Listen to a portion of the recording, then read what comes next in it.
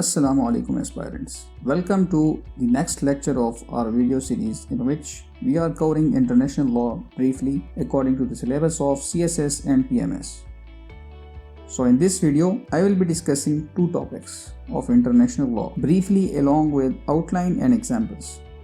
So the topics which I will be discussing are future of international law and material sources of international law. These lectures will give you a brief understanding of the topics, and at the end of this lecture, if you have any query, you can ask in comment section. So let us start with the outline of our first topic of today's lecture. First of all, I will be discussing the general description of the topic, which is future of international law, then the trends and challenges such as globalization, rise of non-state actors, increasing use of soft law, multilateralism versus unilateralism, climate change, cybersecurity, international criminal justice, and the last one is human rights. Now let's start with today's first topic, the future of international law. The future of international law is uncertain and subject to various factors that may shape its development and application. Some possible trends and challenges that may shape the future of international law include globalization, rise of non-state actors, increasing use of soft law, multilateralism versus unilateralism, climate change, cybersecurity, international criminal justice, and human rights. Now let us discuss each trend and challenges one by one. First of all, the globalization.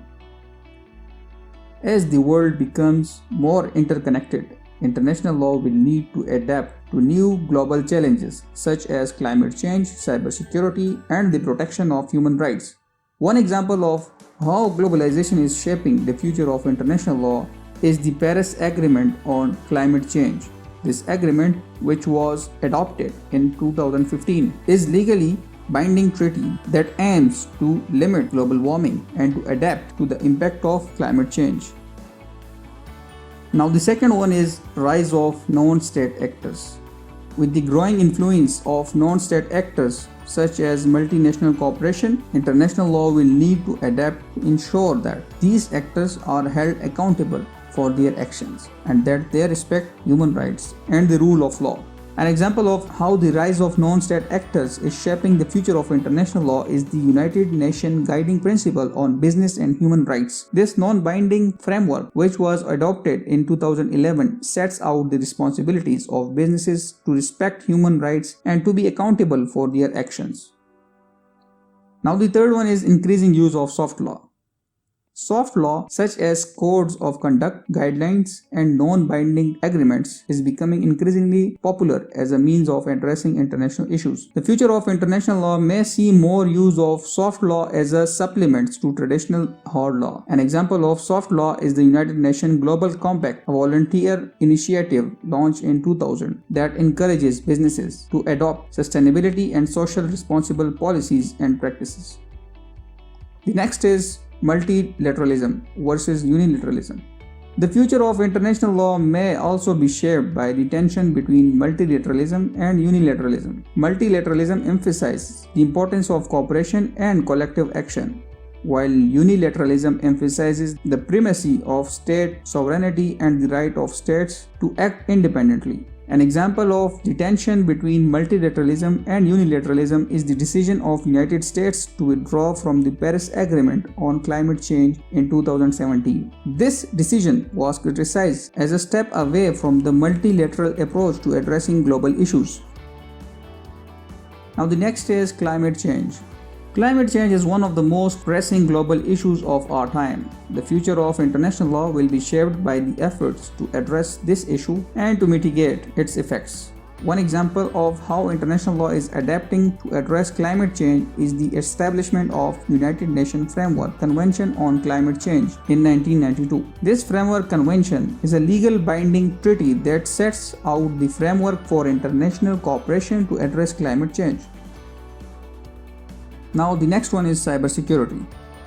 With the increasing use of technology, the future of international law will need to adapt to the new challenges posed by cyber attacks and cyber crimes. An example of how international law is adapting to the challenges of cybersecurity is the United Nations group of governmental experts on developments in the field of information and telecommunication in the context of international security. This group was established in 2013 to promote international cooperation and to address the challenges posed by cybersecurity. International criminal justice. The future of international law may also be shaped by the continued development of international criminal justice, including the establishment of International Criminal Court. An example of how international criminal justice is shaping the future of international law is the establishment of International Criminal Court in 2002. The International Criminal Court is a permanent court that has the jurisdiction to prosecute individuals from most serious international crimes such as genocides, war crimes, and crimes against humanity. Now the last one is human rights. The future of international law will also be shaped by the ongoing efforts to protect and promote human rights, including the rights of marginalized and vulnerable groups. An example of how international law is adapting to protect human rights is the adoption of the United Nations Convention on the Rights of Persons with Disabilities in 2006. This treaty aims to protect the rights of persons with disabilities and to ensure their full and equal participation in society. It is important to note that the future of international law will be shaped by a combination of these factors and others that may emerge in the future. And international law will continue to evolve and adapt to changing global conditions and challenges. Now coming over to the outline of today's second topic, which is material sources of international law. First of all, we will be discussing material sources of international law and then these sources one by one, such as treaties, customary international law, general principles of law, judicial decisions and writings, and at the last, the resolutions and declarations. Now coming over to the topic,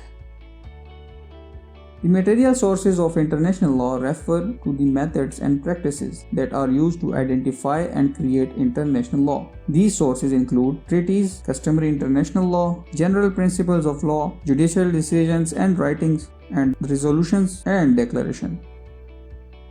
So now let us discuss each source one by one. Treaties. International treaties, also known as conventions, agreements, or covenants, are formal written agreements between states that are legally binding under international law. These can include bilateral treaties between two states or multilateral treaties between multiple states. Now coming over to the second one, which is customary international law. Customary international law is created and developed through the consistent and widespread practice of state, accompanied by a sense of legal obligation. Customary international law can be seen as the unwritten rules of international law, which are developed through the practice of states over time. Now the next one is general principles of law. General principles of law are general legal concepts that are recognized by the legal systems of most states. They include concepts such as the principle of good faith, the principle of pacta sunt servanda, and the principle of non-interference in the internal affairs of other states. Now, next one is judicial decisions and writings. International courts and tribunals such as the International Court of Justice, the International Criminal Court, and the International Tribunal for the Law of Sea provide judicial decisions that contribute to the development of international law. The opinions and writings of scholars, jurists, and other experts also contribute to the understanding of international law. And the last one is resolutions and declarations. Resolutions and declarations adopted by international organizations and other bodies such as the United Nations General Assembly can also be considered as a source of international law, although they are not legally binding. It is important to note that the material sources of international law are not mutually exclusive and they often interact and complement each other to create and shape the international law. The International Court of Justice, for example, often refer to the material sources of international law in its judgment and advise the opinion, and it considers a combination of them to establish the rules of international law.